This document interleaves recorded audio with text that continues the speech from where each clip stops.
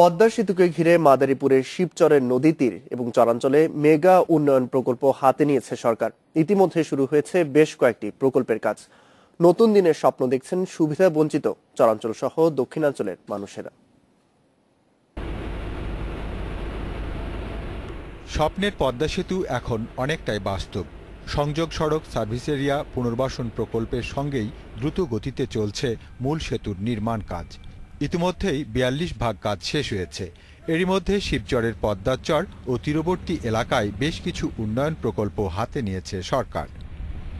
প্রকল্পসমূহ বিমানবন্দরের জন্য সম্ভাব্য স্থান, সম্ভাব্যতা যাচাই বাছাই চলছে। বঙ্গবন্ধু স্যাটেলাইট সিটি, গৃহায়ণ মন্ত্রণালয় থেকে ১০০ একর জায়গা চিহ্নিতকরণ। টেক্সটাইল ইঞ্জিনিয়ারিং কলেজ ৭ একর জায়গা অধিগ্রহণ শুরু। বেনারসি পল্লী ১০৮ একর ভূমি অধিগ্রহণ শুরু। অলিম্পিক ভিলেজ ১০০০ একর জায়গায় মাটি ভরাট চলছে। ঊর্ধ্বতন কর্মকর্তারা নিয়মিত প্রকল্প এলাকা পরিদর্শন করছেন।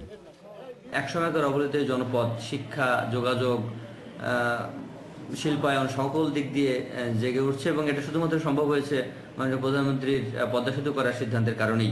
এই বঙ্গবন্ধু স্যাটেলাইট টাউনে থাকবে এখানে, যেমন আবাসন, এখানে কমার্শিয়াল জোন, আবাসন জোন, কমার্শিয়াল অফিস জোন, এ ধরনের আর কি থাকবে।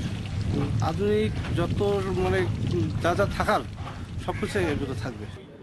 শিবচরের কুতুবপুরে ৭০ একর জুড়ে দেশের প্রথম Sheikh Hasina institute information technology ও হাইটেক পার্ক নির্মাণের কথা জানান তথ্য, যোগাযোগ ও প্রযুক্তি প্রতিমন্ত্রী।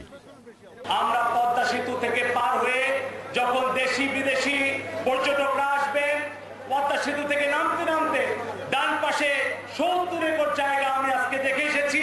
লিটন ভাইয়ের মাধ্যমে আপনাদেরকে জানাতে চাই, সেখানে অল্প দিনের মধ্যে আমরা Sheikh Hasina Institute of Information Technology and hi-tech park আমরা স্থাপন করব। তবে জমি অধিগ্রহণে ন্যায্য ক্ষতিপূরণ দিতে সরকারের কাছে দাবি জানিয়েছেন স্থানীয়রা। Independent news desk.